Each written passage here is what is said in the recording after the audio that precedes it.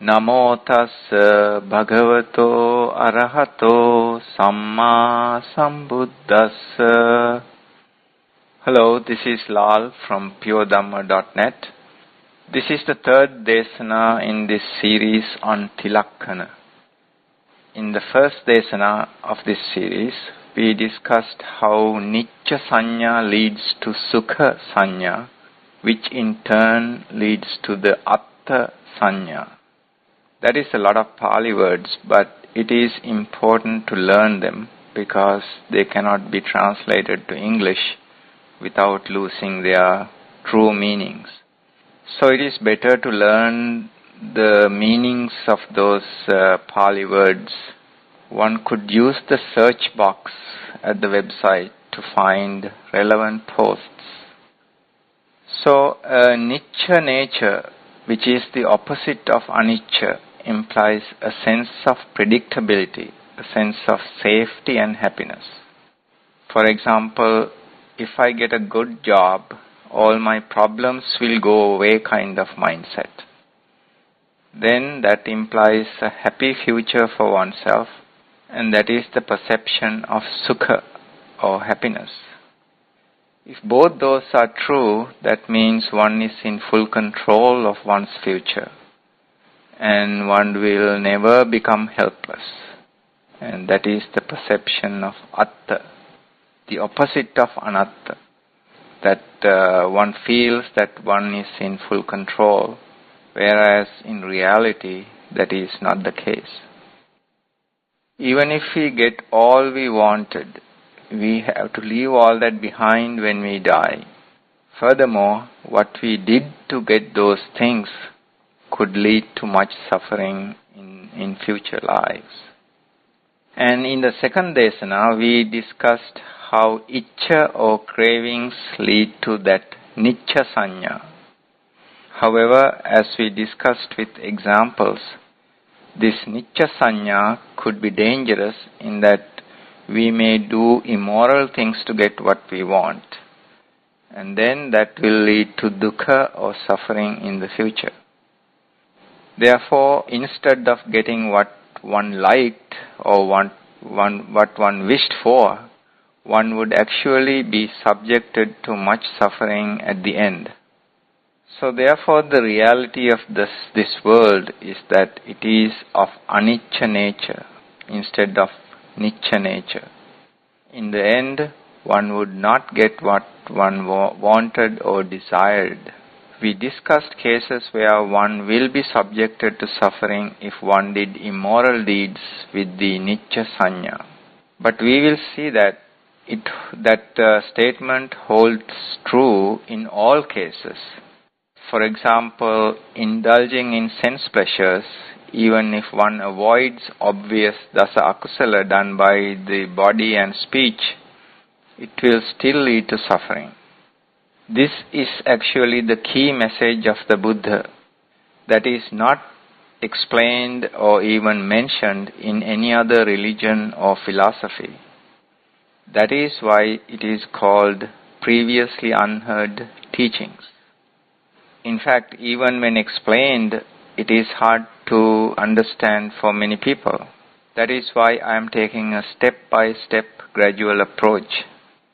It is essential to learn the fundamentals. So remember the phrase that we discussed in the second Desana. If something eventually leads to suffering, even if it brings immediate happiness, that is of anicca nature. There are two key factors that are really at the root of anicca, dukkha, anatta nature. One is the unstable and unpredictable nature of things in this world. The other is that whenever we crave for those worldly things, we violate one or more of the dasa akusala. Now, we cannot do much about the first, that is the nature of things. But when we understand the importance of dasa akusala, we can reduce our cravings for those material things and thereby stop future suffering. So this is a key point. We cannot change the characteristics of material things around us. What we can change is our cravings for them. We will be discussing these two aspects in the rest of this series. One can go even deeper and actually look at the connection between the formation of material things and dasa akusala. Actually, we may do that after I finish my next project in a few months, but that is not really needed to attain the sotapanna stage. So that is kind of a summary of what we have discussed so far and what we will be discussing in the future. So let us now start today's discussion. The Buddha said that we have wrong views about the nature, and those are called Ditti Vipallasa or distorted views. Such Ditti Vipallasa lead to misconceptions or Sanya Vipallasa about the nature. And then we think according to those wrong views and wrong sanya. And therefore, such thoughts arise in us automatically due to chitta vipallasa. Ditti vipallasa lead to sanya vipallasa, in turn lead to chitta vipallasa. When we have all three, we just automatically think according to that, the way we perceive things. So these three Pali phrases, Ditti Vipallasa, Sanya Vipallasa and Chitta Vipallasa, are important set of words. Let me state one more time what they are. Our wrong views about the nature are called Ditti Vipallasa or distorted views.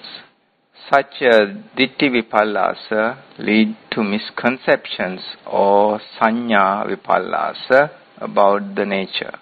And then we think according to those wrong views and perceptions. And therefore, such thoughts arise automatically due to chitta vipallasa. By the way, those vipallasa or distorted perceptions are embedded in our gati. I have discussed gati in many posts. All these concepts are interrelated. I realized that I have not written a post on the types of vipallasa. Now I have set myself a deadline for end of February to start my new project, which could last a few months. I will try to write a post on vipallasa before that, and also will try to have at least one more Desana on Tilakkhana by the end of the month. That should be sufficient to cover Tilakkhana to the level needed for the sotapanna stage. One should read relevant posts and then come back and re-listen to a given desana. So coming back to the discussion, there are these three types of vipallasa are also associated with the dukkha and anatta nature. But let us first focus on these vipallasa associated with anicca. In order to get an idea of what is meant by these three types, first let us take the following simple example. When a child is taught how to add two numbers, first the concept is shown to him by using fingers or say marbles. So we count out 3 fingers and then count out 4 more fingers. Then the child is asked to count the total number of fingers, and he finds that it is 7. So that is the basic concept. So initially he learned the basic process involved in the addition of 2 numbers using fingers. This is getting the right ditti, or learning what is meant by adding 2 numbers. We could say that by learning that technique, he has removed ditti vipallasa for addition. If no one explained to him the right way to add 2 numbers like that, he will never be able to get rid of that ditti vipallasa, and therefore will never be able to add 2 numbers. In this particular example, we must realize though that vipallasa is not really what comes to play here. It is more like ignorance about addition of 2 numbers. But this is the closest and simplest analogy that I could come up with. I hope you get the idea. Okay, so Even if the child is able to add two numbers, that procedure is not really rooted in his mind yet. He does not have the sanya for adding two numbers, and therefore cannot do it in his head. We could say that he still has Sanna Vipallasa and Chitta Vipallasa as far as addition is concerned. So that is the basic difference between Ditti Vipallasa and Sanna Vipallasa. We talked about the keyword Sanya in the first two Desanas. It is important to understand what is really meant by Sanya. Now when the child keeps practicing with different sets of numbers to add using the fingers, he will eventually be able to do it without using fingers. At that stage, he has the right sanya to do the math in his head, and therefore he can come up with the answer right away. Now he has removed both Sanya Vipallasa and Chitta Vipallasa for addition, so to speak. Therefore he has now removed all three types of Vipallasa for addition. Now he is able to do the math in his head and give the answer right away. That ability is attained only when he comprehends the sanya about addition, so to speak. Again, this is not a perfect analogy, but I hope you can get the idea. The point is that once the child learns the right procedure and keeps using it repeatedly, he will eventually get the sanya to do it, and then will be able to do it in his head. Even if new numbers are given to him, he will be able to add them right away without using his fingers now. So this two-step process holds for grasping any concept. First, one needs to learn it from someone, and then one needs to use it repeatedly until the concept sinks in. The first step involves getting rid of Ditti Vipallasa, any misconceptions about the concept, and the way to do it correctly. If one learns the wrong procedure, then of course one cannot make any progress. The second step involves analyzing new situations with the new concept until the idea sinks in. The second step is necessary to get rid of both Sanya Vipallasa and Chitta Vipallasa. Now, if the subject matter is a complex one, like the concept of anicca, then one needs to spend a considerable amount of time looking at various aspects of it. And that may involve learning other related concepts too. Now, attaining the Sotapanna stage is thousandfold more important than achieving anything in this world. So the time spent would be fully worthwhile. One should not expect to get to the Sotapanna stage just by reading a few posts or listening to a few desanas. A heart surgeon, a brain surgeon, or a scientist has spent many years to get to that stage. But those accomplishments are gone when we die. On the other hand, once the Sotapanna stage is reached, it is forever. One may need to think about that. It is very important to understand that it is not possible to remove these vipallasa about anicca, dukkha, anatta just by reading about them. One may even be able to remove ditti vipallasa about anicca, but until one removes sanya and chitta vipallasa about anicca, one has not yet attained the Sotapanna stage. Now, to go one step further, we can say that developing sanya about any given concept depends on two key factors. One is one's ability to understand the given concept in the first place, and then the second step is the repeated use of it by analyzing and thinking about it. The ability to understand depends on the subject matter too. For example, some people are good at math, but not so good at remembering history or geography. So there are variations. However, repeated use can compensate for that. If one really has the desire one could spend time and grasp the concept, even if it is not one's favorite subject. This is what the Buddha meant by the phrase bhavanaya bahuli kataya, which means that what is meant by bhavana or meditation is to contemplate on the subject that one has learned as much as possible, whenever possible. Therefore, it is not enough to read about the correct meaning of anicca. One needs to contemplate on the concept using everyday examples that one comes across. That is the key step to become a Sotapanna. One gets to the Sotapanna phala chitta when one really comprehends the concept and gets the anicca sanya, gets rid of the Sanna Vipallasa, and in turn removes the chitta vipallasa. When that happens, the response to any situation comes automatically to his or her mind. This is why a Sotapanna will never do any apayagami kamma under any circumstance. He or she will have the anicca sanya.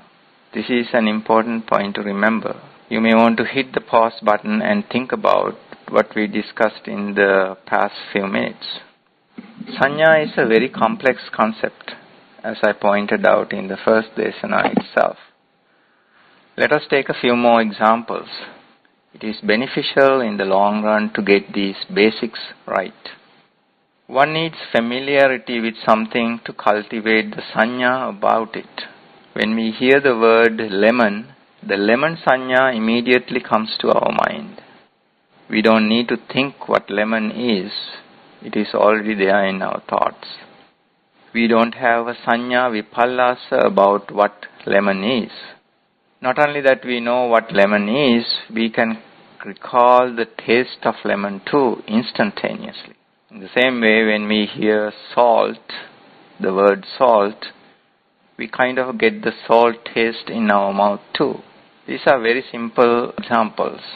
Now we also need to note that it is not the word that matters. For example, I get the same sanya for the word salt as for the word lunu, which is the Sinhala word for salt. This is why we should not get hung up on words, but try to get familiar with what exactly it is that we are talking about. It doesn't matter whether we call it salt or lunu as long as we know what it is. Suppose there's a person who has not tasted lemon in her life. Then it will be impossible to describe to her what lemon is. It is better to get her to taste it.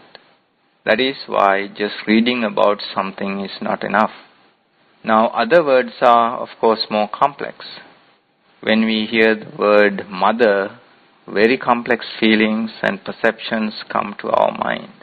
Each person will perceive their mother in their own way. We will be able to picture her and our hearts get warmed, and we may even instantly recall some special event with her in the past. But anicca is even more complex because it can go to very deep levels. I hope you can see that why one could not even imagine getting to the Sotapanna stage just by describing anicca by a single word like impermanence. I'm sure each one of you have somewhat different ideas about anicca. For example, one cannot fulfill one's expectations, or one cannot maintain things to one's satisfaction, are two main perceptions. But you will see in future desanas that anicca can mean even more. Each new perspective makes the anicca sanya stronger. So it is good to investigate and learn different aspects of anicca nature. Let me discuss another way to look at this basic issue. I thought about this based on a question that I recently received. Suppose there's a person X who drinks regularly. He really likes to drink, but he gets a terrible headache next morning. So now he has two desires. One desire is to drink. He likes to drink. but he also has a desire to be free of headaches. Now the first type is a kama chanda, a desire for sense pleasures. But the second desire is not really for a sense pleasure, but to be free of headaches. That can be compared to the nibbanic bliss that results from avoiding the cravings for sense pleasures. So that is a good example. This is a very simple way to explain the whole idea about how sense pleasures lead to suffering and how that suffering can be stopped by controlling our cravings for sense pleasures. The only way that person X can be free of headaches is to give up drinking. He probably knows that, but it is still hard for him to give up that habit and the cravings. So he may not have the Ditti Vipallasa about it, but he certainly has the Sanya Vipallasa. He has to get that truth into his head if he is to be free from future headaches. He needs to contemplate on what has happened to other people who kept on drinking and died miserably with damaged livers or other problems. He has to see the dangers in drinking. In the same way, one needs to see the dangers of sense pleasures in order to make progress.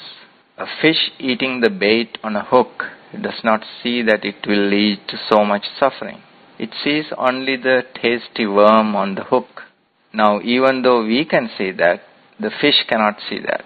On the other hand, we ourselves cannot see the suffering hidden in sense pleasures until a Buddha comes to the world and explains future suffering using laws of karma and rebirth. As we discussed in the first two Desanas, it is not possible to comprehend Tilakkhana unless and until one believes in the laws of karma and rebirth. In the last Desana, we discussed the very fundamental issue at the root of anicca, which is the phrase Yam picham nalabati tampi dukkham. How iccha or craving for worldly material things lead to the wrong nicca and sukha sanya. Now we can connect with the situation of person X who likes to drink. His main desire is to get to a happy state of mind, but he ends up being miserable simply because he cannot control his cravings or iccha for drinking. He can never sustain that happy state of mind when he drinks, because in the following morning he will have that headache and he will become miserable. As we have discussed, the problem is that instead of ending up providing sukha or happiness, any such activity leads to suffering in the long run. We looked at some cases where it appears that one could gain happiness in the short term by doing certain immoral things. But as we saw, it inevitably leads to suffering if we believe in the laws of karma and rebirth. So such clear cases involve akusala karma done by the body and speech. We can clearly see that those are immoral deeds. Now when we say dasa akusala, what immediately comes to our mind are those done by the body and speech. Actually, those akusala done by body and speech are mostly under control for people who have cultivated the mundane eightfold path. On the other hand, the three types of akusala done by the mind are less obvious, and these are the ones we should examine, especially with Tilakkhana. We need to see how those will also lead to future suffering because of the anicca nature. Now let us look at those three akusala done by the mind: excess greed or abhijja, hate or vyapada, and wrong views or mecchaditti. Greed and hate in the mind are as bad as those akusala done by the body and speech. If we follow the paticca samuppada steps, starting with a greedy sankhara, we can see how one is going to be born a hungry ghost or a preta repeatedly in this life itself. Now if one continues that way, one will build up a vijnana that can actually give rise to a birth as a hungry ghost in a future life. In the same way, angry and hateful mindset can lead to births in even lower realms. Another point that we discussed in the first two desanas is that it is important to realize that talking to oneself is included in vachi sankhara. Therefore, they can become kammapatha, leading to future rebirths in such lower realms. Furthermore, they can provide as triggers to commit bodily actions too. So we can clearly see that even greed and hate, which most of us don't take seriously, can lead to real suffering. Now, the one dasakusala that almost no one takes seriously or pays attention to is micchaditti. But in fact, this is the most dangerous one. All akusala kamma are done with micchaditti. All akusala mula paticca samuppada cycles start with avidya. And avidya is there because one does not realize how the nature works or the true characteristics of nature. At the mundane level, most of us can see that those dasakusala done by the body and speech are immoral and can lead to bad outcomes or bad kamma vipaka. Those are mostly done with the 10 types of micchaditti. Once one gets to the mundane eightfold path, one has removed most of these 10 types of micchaditti. Now the next step is to remove the second layer of micchaditti. This is the comprehension of Tilakkhana. So it is critical to remove most of those 10 types of micchaditti before even contemplating on starting on the Noble Eightfold Path by comprehending Tilakkhana. Lokottara Sammaditthi, or the Sammaditthi in the Noble Eightfold Path, is basically seeing the anicca nature of any realm. A Sotapanna has removed all 3 types of Vipallasa for anicca nature, meaning that he or she understands that nothing can be maintained to one's satisfaction in any of the 31 realms. That means anywhere in this world. Let me repeat that. A Sotapanna has removed all 3 types of Vipallasa for anicca nature. A Sotapanna has also removed all 3 types of Vipallasa regarding the anatta nature too. That means he or she realizes that it is not fruitful to be born anywhere in the 31 realms, and that one is really helpless in the rebirth process. But a Sotapanna still has the Sanya Vipallasa and Chitta Vipallasa regarding the Dukkha Lakshana. That is because it is very hard for humans to give up cravings for sense pleasures and for jhanic pleasures. Even though deep down one understands that it is unfruitful to seek sense pleasures, the cravings or temptations are too much to overcome. Let me repeat. A Sotapanna still has the Sanya Vipallasa and Chitta Vipallasa regarding the Dukkha Lakkhana. He has removed all 3 types of Vipallasa for the Anicca and Anatta Lakkhana.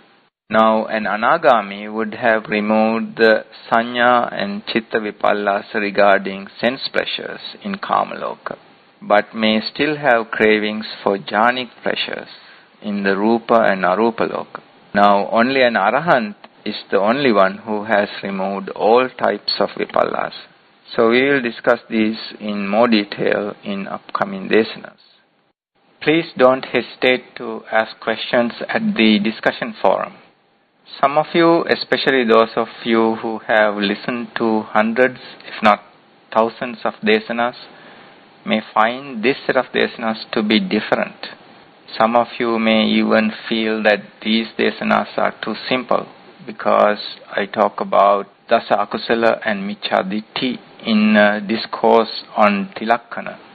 However, I really believe that Dasa Akusala, Micchaditti, laws of Kamma and rebirth are the foundational blocks of Buddha Dhamma. One can get a much clearer view of Tilakkhana by making those hidden connections. So I hope to wrap up this series with one or two more desanas before I take a break to work on the other project. I have no doubt that one can make a lot of progress if one really comprehends the material in this set of desanas by reading the relevant posts. One should read not only the posts that I list, but also any other relevant posts at the website until a given concept is clear. Of course, you can ask questions at the discussion forum too. In the next desana, I will discuss the real nature of matter or rupa. That is important in order to get rid of Sakkaya Ditthi. May the blessings of the Buddha, Dhamma and Sangha be with you always.